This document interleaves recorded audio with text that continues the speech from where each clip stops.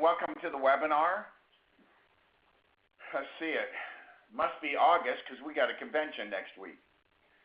And so we're going to talk about two subjects. First, the one that's on the screen, if you're on the screen, on a computer, solving all your business problem, building problems, part 2. That's going to deal with leadership. And the reality is, if we can become leaders, decent leaders ourselves, and we then develop the capacity and the understanding to develop leadership in others, to assist them in that process, challenge their patterns of thought and get them to improve and rise up. We'll talk about that process here in a minute. Then the development of that leadership, in most part, as long as you're living right and doing the right things character-wise, you're going to solve your building problems, because your building problems come from lacking leadership in your organization. And that growth, obviously, is the critical factor. I'm going to take a little bit of a direction here in talking about this, and we're going to have a coaching conversation. And again, look at this not only in the terms of applying it to yourself, but think of you. There's a great former football coach, Bill Walsh, and I had a chance to meet him a few times. Pretty special guy, and was considered one of the great coaches in American football, and was a great teacher, and really connected with people. And we talked more about that last webinar. Go and review that one. This is meant to be viewed in two parts. But in the coaching conversation, and if you've been coached, and to be honest, a little bit I'm talking a foreign language, and I know that because a lot of people miss out on this if they don't have a sports or a military background. And those things can help you understand some of these leadership things because you've been exposed to it in the military or in athletic endeavor, and you understand paying a price, and you understand playing with pain, and overcoming adversity, and you can get knocked on your butt, but you can get up and get after it again. And so it's not only a kind of a discipline thing, but it's very clearly a mental toughness thing. Because in both of those, when they're done right, with good leadership, create an environment of total commitment, of competition, of motivation, of understanding risk is part of it. You can't play it safe and win over. We see teams do that in athletics where they'll get ahead and then they start playing not to lose, and they lose. And so people who understand that principle. I was taught when I played tennis competitively that you always change a losing game, but you never change a winning game. I remember watching a friend of mine in a tournament, and he was ahead of this guy, was beating him pretty soundly, and all of a sudden he started screwing around. And I remember our coach going, "Dang it, right? He's screwing around. He's going to let this thing slip." And sure enough, he screwed around enough that this guy got his momentum back, and my friend ended up losing the match. And he should have just buried the guy, and he learned a lesson that day. And that's not a lesson you always learn just going through life. You can learn things competing in a classroom too. But if you don't have that in your family, you don't have that in your life somehow, and you're I'll say just nerded out. I'm surrounded by nerds, and to a certain extent, I was an early nerd in some ways.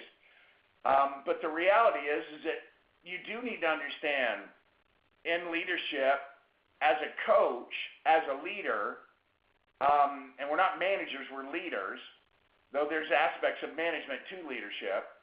But leadership is a higher level and a higher law. You've got to have commitment and competition and motivation. You understand you got to play and play hard, and you got to risk losing, right? You got to keep focus and intensity.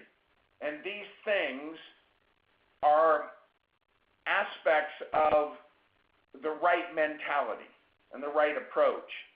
Now, you combine that spirit with a dedicated work ethic and a drive to constantly improve, then you have gone a long way in preparing yourself to be a leader and to be a good coach. And as you foster this understanding in others, because let's say you've got half the people in the room that didn't have sports and military background, right? But they're good people, good-hearted, want to win, want to be somebody. That's the raw material. You'll now create an environment of commitment, competition, motivation, risk, focus, and intensity. They'll see your work ethic. They'll see your drive to constant improvement, and you'll be coaching them on having those things and what they mean and their significance and the power of it when it comes to accomplishment and achievement and excellence. And so I'm having a coaching conversation with you about it. You must have coaching conversations with others about it. And of course, most importantly, you've got to internalize it yourself. And so we solve in large measure so many of our building problems with passionate leadership that's got this mentally tough. You still care about people. You still respect them. But you're tough and even demanding at times. And you can do that because you've got quality personal relationships, something I talked about before. And so with that thought in mind, this is a little bit of review in some ways of some things we talked about last time, but it's additional stuff too. And all of this, just like I'm talking to you right now, if you're doing the full webinar, you're seeing it visually, you're seeing it in print. You know, we have pictures to illustrate the point on some of it. But the reality is that this is communication. You know, and communication is a big deal. My wife tells me that, and she's right. She often asks, what is going on in that head of yours?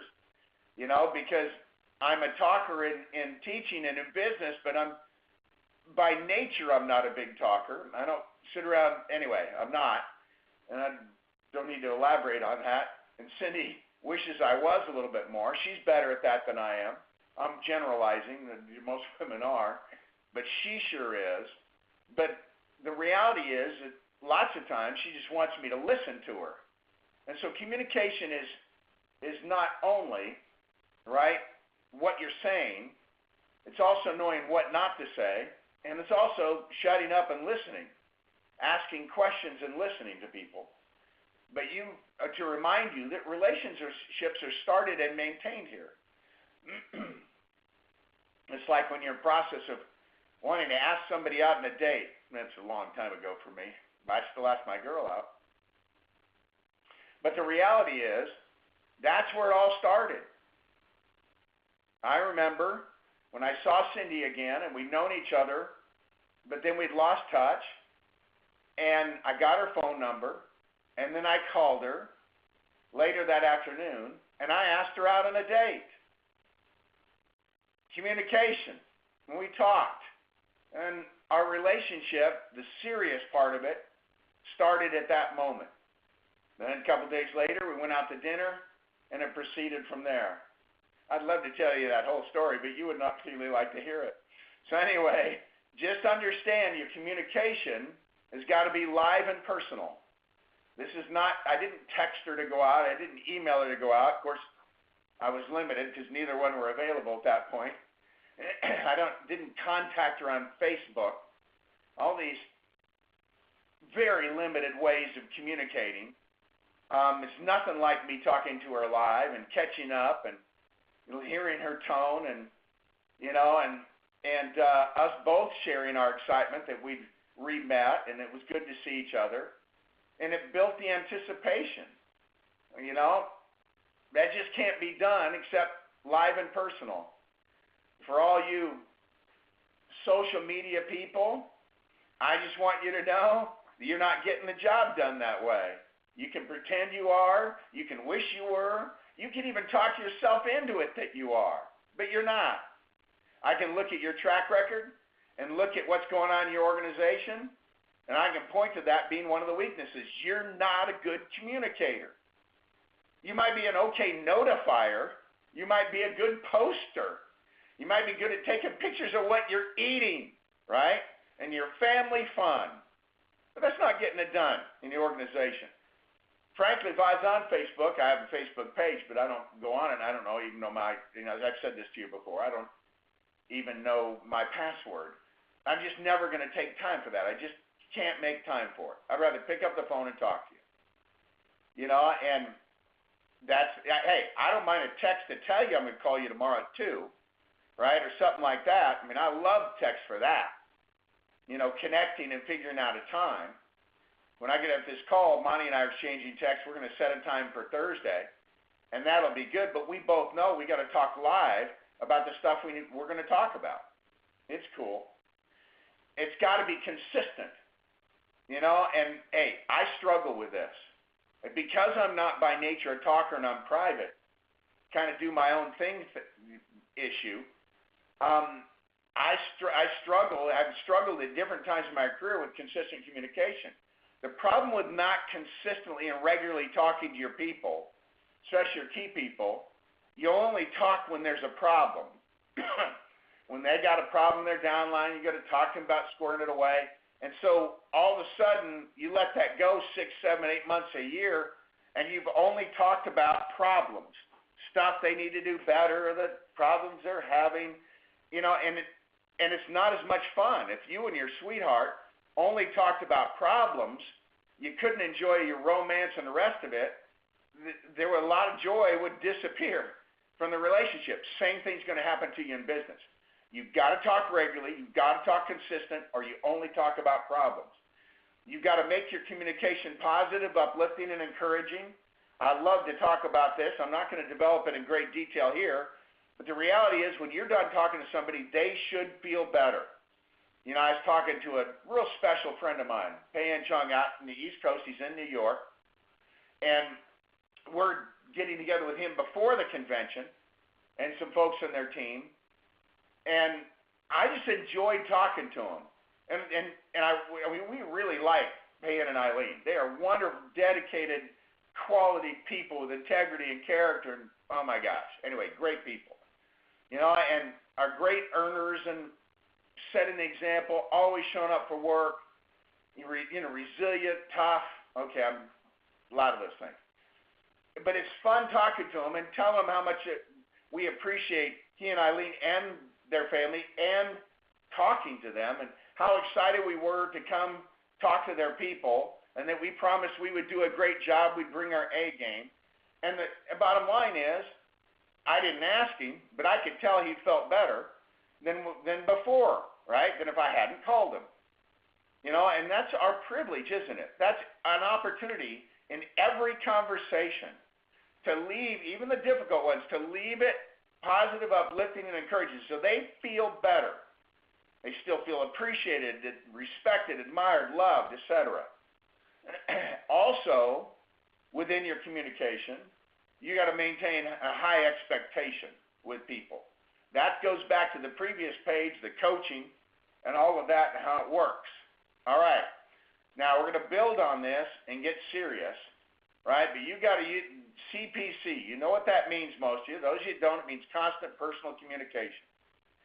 Personal, constant communication. Constant personal communication. It's got to be personal. It's got to be constant. Right? If it's not communication. There you go. All right. Now, so we're going to be good communicators. We're coaches. We understand the environment, the mentality we got to have. Now let's talk about personal relationships. That saying on the screen says all lasting business is built on friendship. Well, that's pretty much true. You want to have a great block of business. You want to do a great job in the field. You get good at connecting and building new friendships with people. You want to be a good prospector, a good recruiter.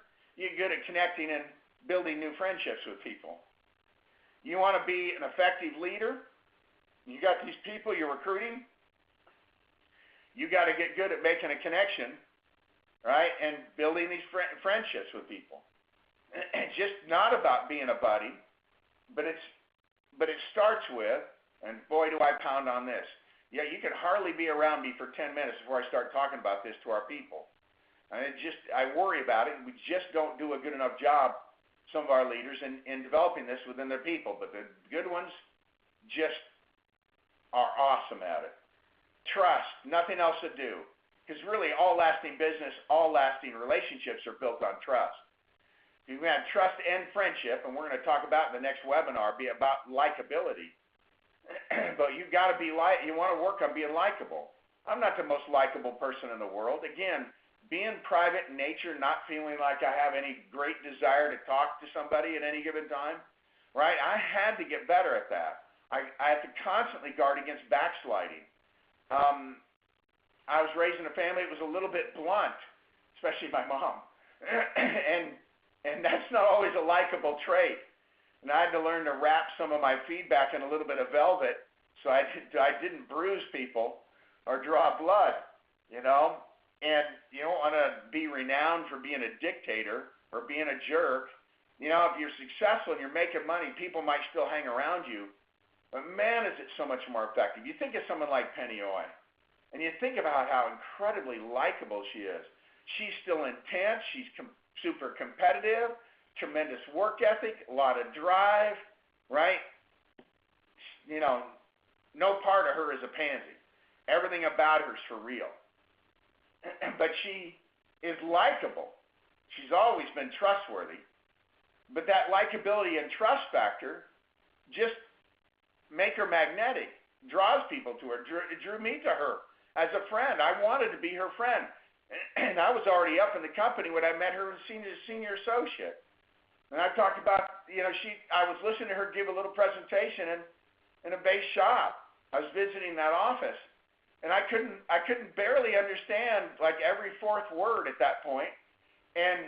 But she was so excited, and she had such a big smile, and you could tell she loved the business, and she was fired up about where she was going with it. And I just, you know, Cindy and I said, man, she's special. You know, we loved her right from the beginning. And, you know, it wouldn't hurt. Now, we don't have to be some superstar at it. You just got to be likable. You got to work on that a little bit if it's not your style. It wasn't my style. I had to work on it. I hope I'm more likable now. I think I am. I like me better. I'm not sure that counts. Actually, I suppose it does. But you got to show interest in people's lives. You got to include their spouse and family when doing this. You got to invest the time. Remember, live and personal, that communication? It dramatically increases retention. This personal relationship stuff. Trust, likability, showing interest, including their family, investing some time. All increases retention. Become a relationship builder. So you're going to be a constant personal communicator, your coach, constant personal communicator, and you're going to become a really good relationship builder. How is that not going to bless your life? Being a better communicator and being a better relationship builder. That's one of the things I love most about our business. The style of it, the way we do things, right, helps us become better communicators and better relationship builders, which then does what for you? Allows you to build better relationships everywhere in your life. Most importantly at home, at church, if you have that in your life, other friendships, you know, whatever sociality you have, you end up having all these better relationships built on trust, and that brings just endless joy to life, now and forever. So I could actually spend the rest of the day talking about that, but I got to keep moving. As I'm doing this, as I'm communicating, as I'm building relationship, if you see this in kind of a flow chart, starting to the left, and it starts with I got somebody I'm working with, a new person, new friend. I'm communicating live and personal regularly. I'm making it uplifting. I'm building a relationship with them, making sure I'm doing what I ought to do and keeping my word. And then I get to know them, and I start identifying their strengths, because everyone has them. Everyone has strengths. Some have a few more than others, but everybody has them and has a number of them. They're not good at it because they focus on their weaknesses and they're not good at identifying it. I'm fascinated, and part of my church labors as a bishop in the Mormon Church and working with our youth, my congregation is all young single adults. You're 18 to 31 age. I'll sit down with somebody. I'd say, give me your strengths. And some of them struggle. I'm with them 5 minutes, and I can give them 5, 6, 7 things about them that are special, that are gifts from God, that are strengths. You know, and so I'm not making this a spiritual conversation, but that's a part of my life. And so as we look at it, we tend to be better at quickly identifying our weaknesses. And we tend to focus on them because they frustrate us. Just like we make a mistake as parents and focusing on our children's weaknesses and talking to them about that all the time, which makes them miserable, and makes us miserable too, makes us miserable company. And so you've got to identify strengths. You've got to drown their negatives with positives about all the things you appreciate about them. You got to talk about their strengths all the time. You got to make them make a list. You should have a notebook somewhere with all your key people in it where you've jotted down 6, 7, 8 of their strengths. Why? Because when you call them, and you can put it, of course, in your phone contact under notes, you can put all of that, right? Electronic notebook or old school. But that's to remind you to talk to them about their strengths. Because your goal is to take the time to reprogram them. You got to help them write new code. You know, part of being in Silicon Valley and having a church congregation in Silicon Valley too, they got a whole bunch of people, Google people, Apple people, all these companies. I got these guys that write this code. I was watching a guy sitting with his laptop and I was watching him knock out code. We're meeting with a couple of guys here in a little bit that are great code writers. And that's a different world. You know, I don't know how to write the code to get apps to work and fix stuff. But I know how to help people write code emotionally. How to write better code spiritually. How to program themselves. You know, focusing on their strengths, building on that. We're going to work on overcoming our weaknesses and becoming better people and becoming better with our skill sets. But we are going to stay and build upon those strengths. And then we're going to add to them. But you've got to help as a leader, help them write new code. You know, I was watching a little bit of a movie late last night with Cindy called McFarland. It's about a poor town with a bunch of day laborers, people working in the fields, and this coach starts building a cross-country team, but they just look at themselves as for generations, their families have been poor and worked in the fields. And he starts working with them to become runners because there's some good runners.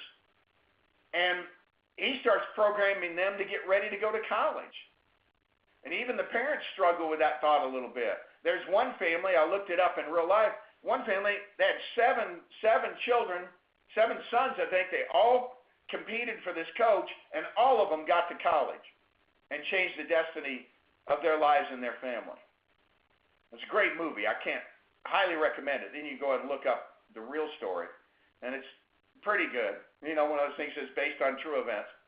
But the real story, while it may not have some of the drama and a little bit of that they got to put in a movie to make it watchable, all the facts, the important facts are the same. And that coach helped them write new code and change their destiny. That's what we do. That's what we do. And that's what solves your building problem. That is your building problem, is helping them do that. And you've got to understand in this process the power of instruction and what goes on. You've got to instruct people in what we'll call the lower law, which is about products, presentation, system training, all the how-to. I had to know, how do I present IUL? You know, how do I explain term? When do I use it? You know, how does this system work? What is a prospect list? How many names? What kind of people? What's the right market? All that stuff is lower law. Lower law doesn't mean not important. It just means it's all the basic stuff. There's usually a little less excitement of that. You got to work at making that exciting. The way you do in your instruction is you bring the power of higher law. And higher law is all about strength of character and positive attitude and commitment. And it's about the higher law languages of helping people, building a better life for yourself and the people you love, and lifting people up through encouragement and praise, right? Stuff we've already talked about. So you got your lower law and your higher law. You can't. Some of you struggle because you just dwell in lower law. I see a lot of product-oriented people make that mistake. And I love our products. That's one of the bottom lines is what we're doing for the consumer. It's the bottom line. But at the same time, you want to build an organization, you want to build a distribution, you got to make a connection with people emotionally. And that's where you come back to higher law, where we talk about how much we change lives and what it meant. That coach from that poor town in Central Valley of California, this farming town, right? He was driven, he got increasingly engaged with how much he could help these kids, and he could help them have a better life, and he sold them that dream. And he constantly lifted them up and told them how special they were. There's a part where they're about to compete for the state championship for that first year. And he gets them in a circle, and they put their arms around each other, and he tells them some things that he thinks about them. And that'd be worth that movie just to watch that part, where he takes all higher law, and those kids go out and perform like champions. Powerful stuff. But I want to talk about instruction from the tagline. Knowledge builds confidence, you guys. Knowledge about how our stuff works, knowledge about our system, knowledge about how to get referrals, knowledge about how to prospect, but also the knowledge of the languages you've got to use, the attitude you've got to have, the commitment you've got to show and help others grow, right? All of that knowledge builds confidence in your organization. Guess what? Confidence in your organization, confidence in your leadership team helps solve your building problems. Wow, what a coincidence. Let's talk about the power of instruction a little bit from an analytical standpoint, something I don't do very often, but here we go. It's called the learning pyramid. Got this from somebody else, I forget where. Average student retention rates on just a lecture a few days later. You know this. How much do you remember from lectures in school? Yeah. Retain about 10%, right? At lecture, I'm trying to get this right. Lecture, you retain very little, very little. If you read it, about 10%. If there's an audiovisual, it adds about 20%. That's why I put the visuals up here and we're talking, right? And that's why a webinar is useful, but you'll have to review it again and again and again to retain. That's just the way it is, right? Now, if you'll start doing this, let's say you're coaching somebody on giving an IUL presentation, and then you demonstrate it, right? You demonstrate it. And now your retention rate's up to 30%. But better yet, if you get them to work with each other and discuss it and present to each other, right, along with it, right, practicing doing it repetitively, look at the retention rate. It goes from practically nothing, just telling them, to 10% them reading it to themselves, to seeing it demonstrated, discussing it so they understand it, and then they practice doing it. Boom. So all of a sudden you are so much more powerful of a teacher, which makes you a more powerful leader, which will solve your building problems, right? These things are important. Now, when you get them up front and they teach it to others, 90% retention. I did BPMs over and over again. Who was great at giving BPMs? Well, me, right? Because nobody knew it better because I'm doing it so many times. But I bring others into it so they could help me because I wanted them giving them too. Because that's how they get good at it. That's how they really retain, that recruiting presentation. And so looking at this, how are you doing in your organization? You doing enough practicing? Are you putting your people up in front of each other enough? There's lots of opportunities for people to teach. create it. Let's say you had classes, but you had the same teachers over and over again. No, they should always be working with one or two other people, and those people should be participating. That's reality. One thing about the church I'm part of is we don't have any paid clergy. It's all lay clergy, and everybody works. I remember right after I joined the church, they gave me a Sunday school class with like 8 and 9-year-olds and a manual, and I started teaching, and I started learning faster. It's a principle that has great power, and it builds strength, and it'll do the same thing in your organization. Now, let's talk about the art of the challenge. So we've communicated, right? We're building relationships. We're instructing, seeing this flow again. But you got to challenge people. Most people won't challenge themselves enough, just on their own. You're right. They say, you want to do a great job with exercise and go beyond what you do yourself. You get a trainer, right? You want to get better with your golf game. You get a coach. You get a pro to help you. You get this kind of stuff. I sit with young people who are really struggling sometimes with some serious issues, and I get them with professionals who can help coach them and organize their thinking, along with me giving them spiritual support, a lot of love and encouragement. I make sure they're well instructed. If someone had an addiction, right, someone came in struggling with an alcohol, substance addiction or another kind of addiction, I'm going to get them help on that. We aren't meant to face these things alone, right? Because we can overcome them with teamwork, with help. Well, that's what we do within our organizations. But you got to learn to challenge people within this, right? You're a coach for a reason. And I'm going back to that movie I saw last night. And we watched it over a couple of days. But they went to this, their first competition, and they had, Central Valley is flat. So they just ran flat. So they were in good condition running flat. But then they had to run hills, big hills. And it just killed the team. And next thing you know, he's watching a video on how to run up a hill. Shorten your stride. Use your arms. That kind of thing. And then they went out into a place where they could run these humps, that were actually big piles of almond shells covered with plastic. And they ran up and down those things and up and down those things so they could handle the hills and they could be tougher at dealing with that. And it made all the difference for them. But he had to challenge them constantly, because you don't challenge them, they're not going to grow. No challenge, no growth. You hear me? No challenging, no growth. You got to do it with caring. You got to do it with patience. People don't always immediately respond. But if you're not challenging folks, they're not growing. That's all there is to it. And I am reminding myself of this right now because I'm teaching it. There's some folks I need to challenge right now that come immediately to mind. I haven't challenged in a while, and they're paying a price for it. All right. Again, understand the principle. Most people won't challenge themselves enough. Now, when do you challenge? How often do you challenge?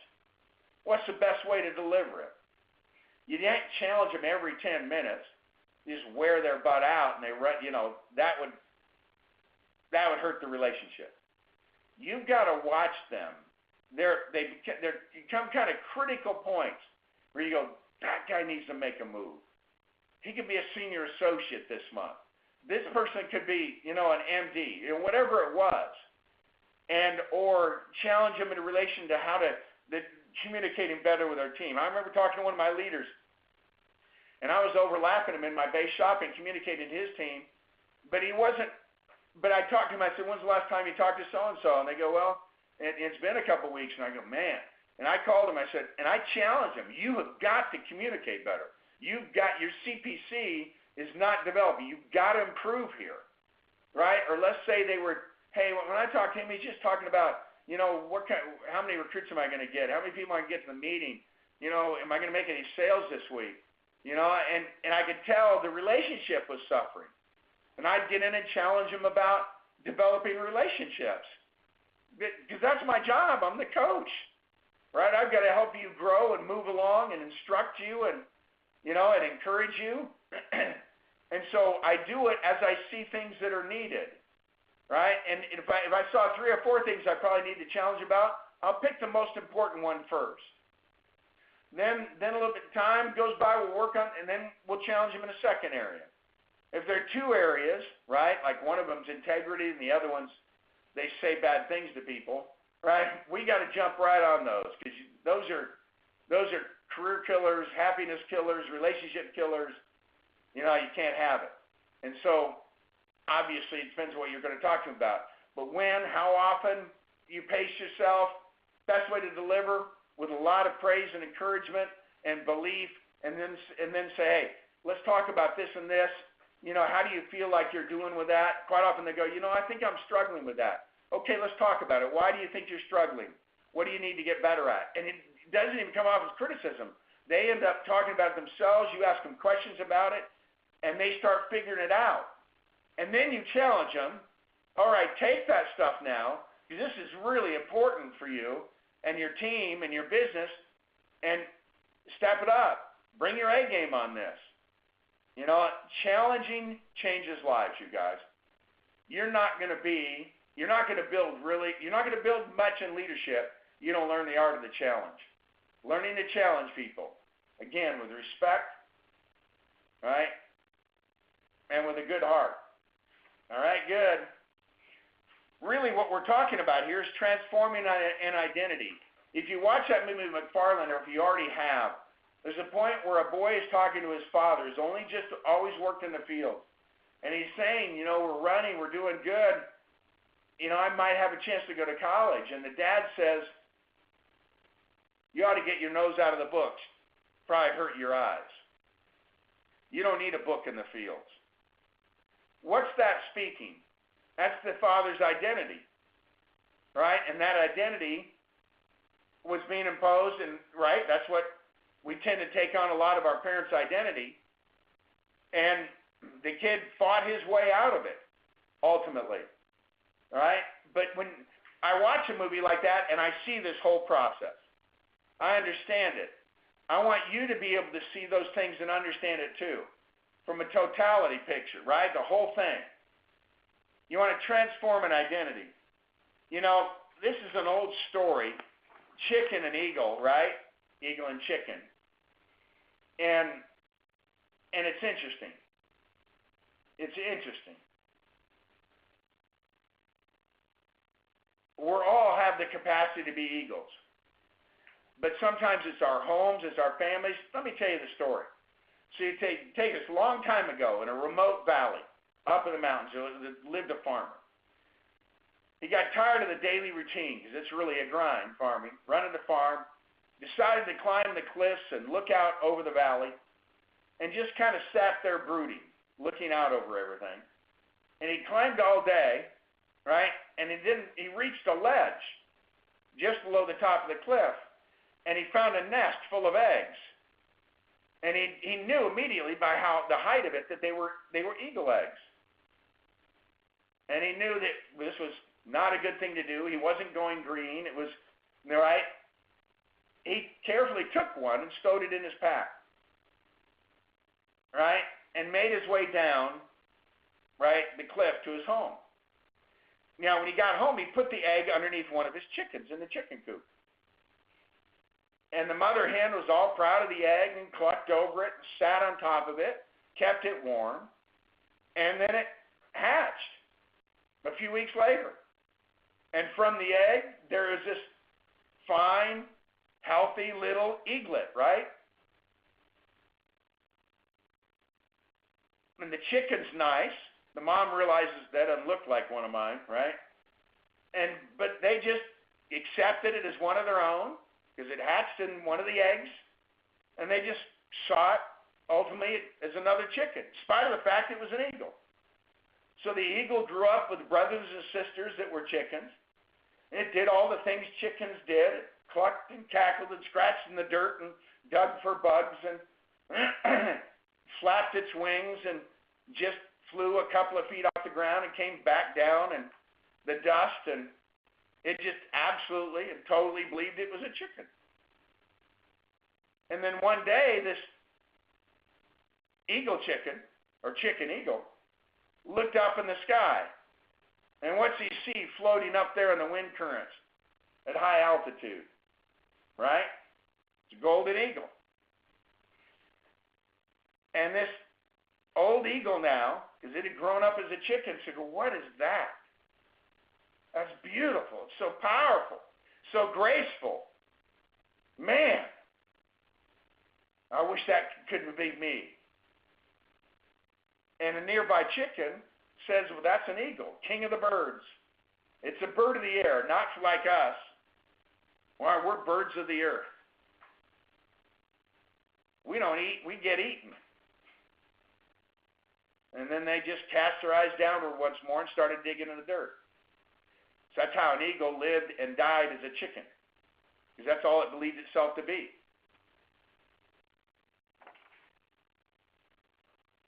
I can tell you how much that story applies to us and to people like us and to our folks and our other ancestors and to our children, right? We are shaped by our upbringing. We are shaped by our associations. It's often very limiting. It's like invisible barriers that box us in. You watch that movie and you watch those kids struggling to get out of that upbringing and those associations. We're in the identity-changing business, my brothers and sisters of WFG. It starts the first day, and it never stops. I start working with people when I'm in a follow-up interview. We transform them from employees to entrepreneurs, from introverts to being more extroverted, from not being pretty likable to becoming likable, to not being good communicators to becoming good communicators. All of this in a process of transforming an identity and changing a life. But it just doesn't change that life. It changes for generations. Those kids went to college. They got into the professions. They just weren't working an hourly wage, running all over the states, the western states, picking. Right? They changed their lives, which changed their kids' lives. All right. Wow, I'd love to spend another couple hours. I'm serious. I wish I had you all in a room. We were eyeball to eyeball. I could be asking you questions, standing you up, and having you talk about some of your experiences, some of the ways you get yourself over those barriers. But I'm going to shift gears now. But please, get into the identity transforming business. Understand, right, taking a person, that level of communication, the relationship, the instruction, right, these kinds of things that lead to such amazing stuff. Learn what good instruction is. Learn how to challenge people and do it with a good, caring heart. And at the same time, understand this is the ultimate goal, is we all have the eagle within us in this unbelievable capacity, but it gets beat down, right? Our job is to believe until they can believe on their own. I love it. All right, now we're going to talk a few minutes about convention coming up next week. Starts with the gala Wednesday night. Goes Thursday, Friday. A lot of breakout meetings afterwards on the weekend. And some are coming in early with their teams and doing meetings before. But just to give you an idea, there are over 23,000 registered. We'll get another 10% plus that'll register at the door. We're using 2 arenas again.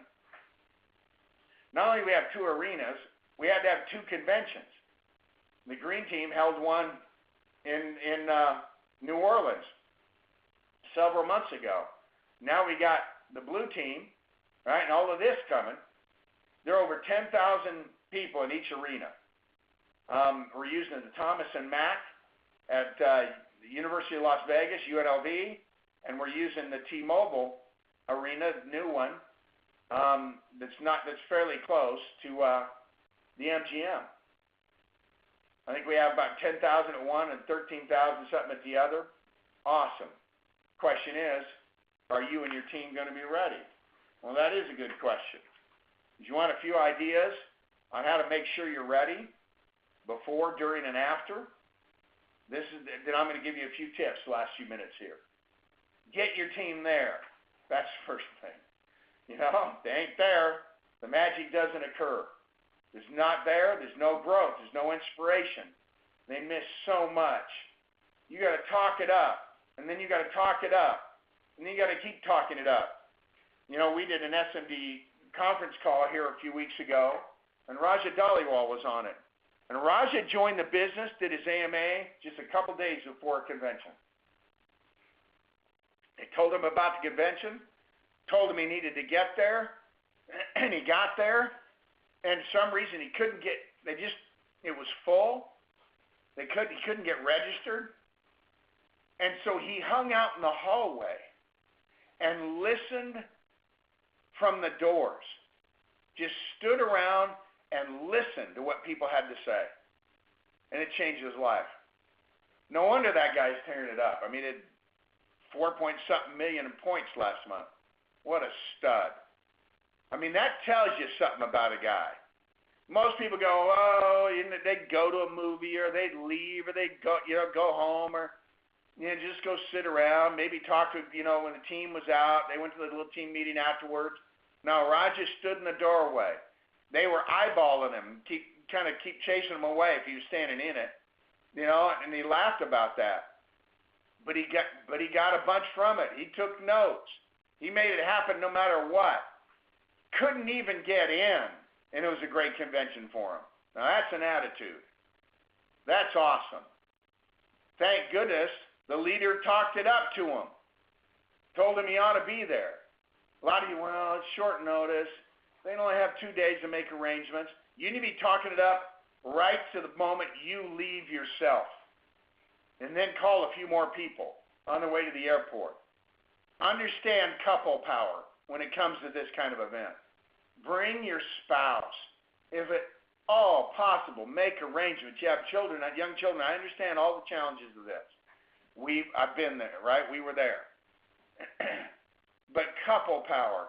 It's so wonderful to sit together, listen together, both taking what you need to take from it, being exposed to it all, ending up with two believers, because both identities need to change.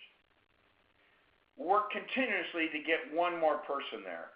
Keep mobilizing until you get on the plane. I already said it. I already knew what my bullet points were, even without looking at them. It's where people decide to change their lives. That's what happens at these things. And you want that. You want them to come back, growing, inspired, fired up, competitive. I want to do something with this. Get them there. All right.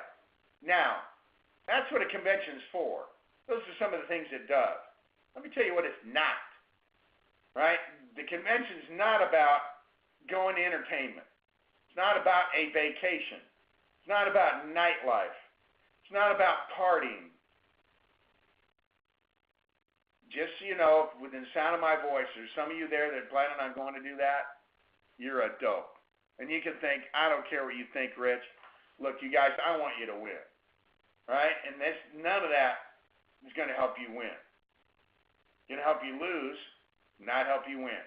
It's sure not about gambling. It's not about sightseeing.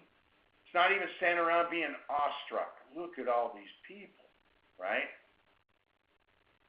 You're not a spectator. This isn't a sporting event. You're a participant. You're a player. This is a giant coaching clinic. We're putting people multiple $7 million, seven-figure earners, the best of the best, and all kinds of good things are going on there. If you've been a few times, go there and pay even better attention.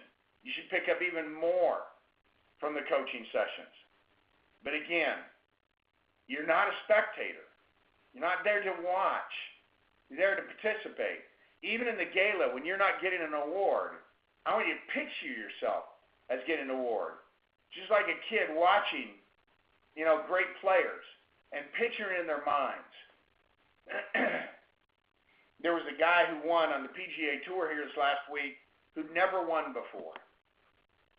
He started 230-some tournaments, and this first one he'd won. And he won in a playoff, second hole of a playoff. And he just said, man, this is what This is what I practiced for. This is what I used to dream about as a kid. That last putt, knock it in the hole, and winning a PGA tournament. It's just so gratifying to see, because his identity was struggling in his belief, right? Right? But he's a participant, not a spectator. That's you. Now, so that's what it isn't, or what it's not.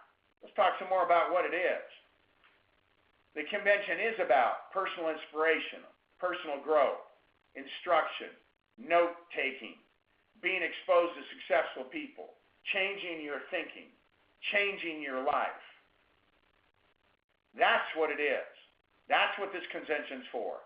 That's why we hold it. That's why we go to all the trouble, the effort, the mobilization, so that personal inspiration, personal growth, instruction, your note-taking, building on your knowledge, being exposed to successful people, changing your thinking and changing your life can occur. That is something you want happening. That's why you got to keep talking to people up to the moment you get on the plane, so that this can happen in their lives. Greatness is caught, not taught. Now, that's a catchy saying, and I like it. And I believe emotionally that belief factor is caught, not taught. But there's a bunch of this stuff that's taught. That's why I was talking to you about leadership and helping someone change their identity. We all got that greatness in us, but we got to get in environments where we start thinking, yes, this can happen to me. Look at all these people that are winning. They're no different than I am. Rich Stolley moved his wife into his mobile home when they got married. Their second place was a little townhouse they rented. Struggling to make ends meet. Started this little business.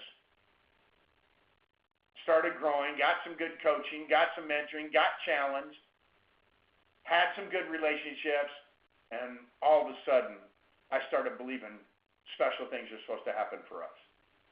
And it did. Right? So in that sense, I caught it. But I was taught a lot too. Mental preparation for this. Questions to ask yourself. Am I ready to stay focused? Am I ready to work hard? What do I need to do to improve in my business? Come in with this stuff clear. What do I want to get from this experience? Am I ready to take notes and ask questions? What can I do to harness this energy when I come home? How do I turn it into effective action? The first two, you need to just say, yes, I'm ready to stay focused and work hard. The other ones need some homework. You're coming in with a list. What I need to improve my business. What I need to get from it. You're ready to be a good student. Take notes. Ask questions. And then you say, I've got this energy. I'm inspired. I'm jacked up. I got this new clarity. I want to get in the game. How do I harness that? How do I turn it into effective action? If you don't know, ask leadership. And get clear on that. But I say this a lot. Bring your A game to the convention. Remember, you're not a spectator.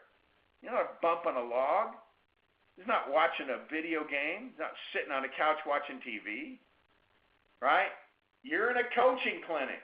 You're in the game. Okay, I know. I'm repeating myself, but I'm glad to do it. Part of good teaching. Physical preparation. You don't think about that, but here it is.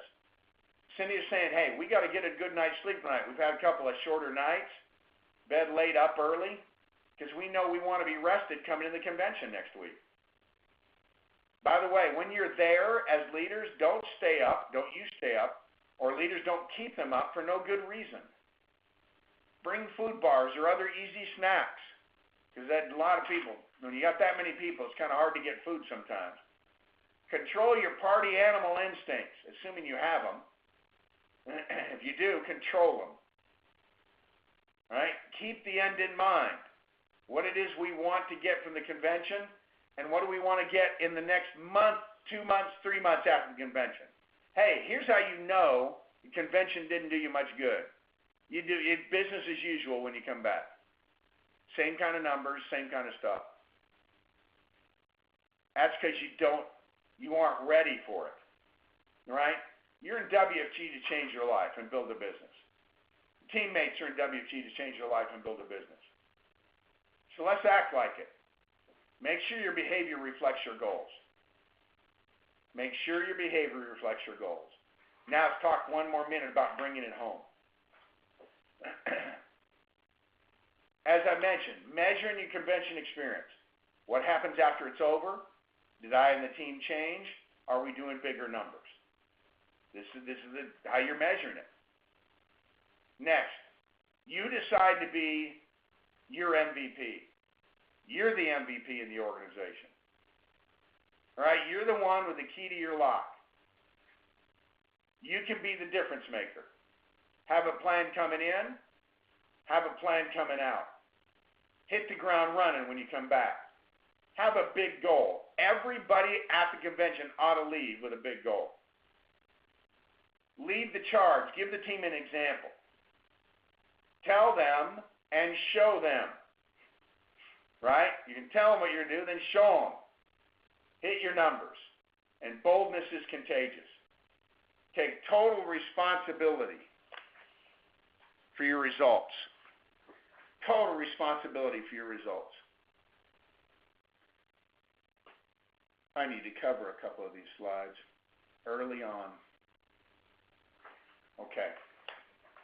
Trevor, we got to ship this one and the one before. Maybe a couple of them. All right. Sorry, you guys. It's prompted me about something that I think can help the convention. Guys, take total responsibility for results, and you're going to like what happens. So we've done kind of 2 webinars in one here in this last hour. I like it. So, hope you listen. Hope you're ready for the convention. Hope you've got some clarity on developing leadership to solve your business building problems, right? Your builder problems. Now, next webinar, when we get back, not when we get back, but a few weeks after we get back, how to be a more likable leader. This is more important than some of you think. You know, I think a likable leader, another name that comes to mind is Real Michaud. I love that guy. Every meeting I've ever been in with him was better because he was in it.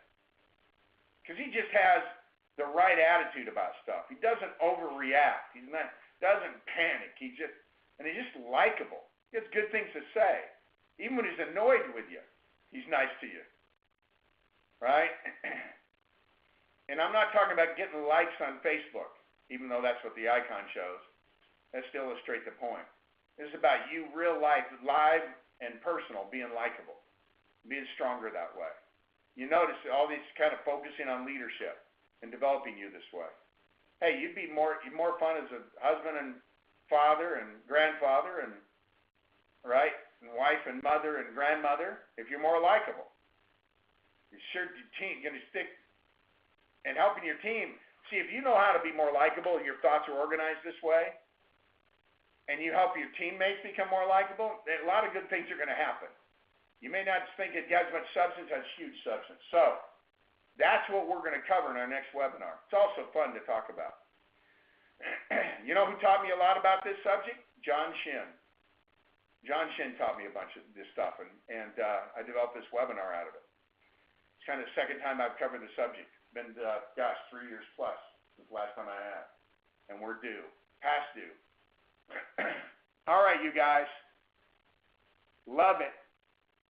You know, this webinar is recorded, and we send it out. They post it on WFG online, and that's, what is it, Trevor? WFG Talk. WFG Talk section is where you find them, and you can review it. And anyway, sometimes you got to help your own leaders become better leaders by your example, the power of your example. You can do that. And you're struggling with that sometimes, keep reaching up. I had a leader that wasn't really fully in the game, and I had to reach up to leadership above that to get some of the coaching and mentoring I needed, right, to become what I needed to become to lead my team to the promised land. And I'm glad I had that instinct and that I did it. Some of you may have to do that too. But meanwhile, keep showing respect, do the best you can everywhere you go. Love and appreciate you more than you realize. My life has been very, very, very blessed by my association with you. I'm thankful you're in our company and you're part of the team and the extended family at WFG. Glad you're here. Hope this all helped you. I'll see you at the convention.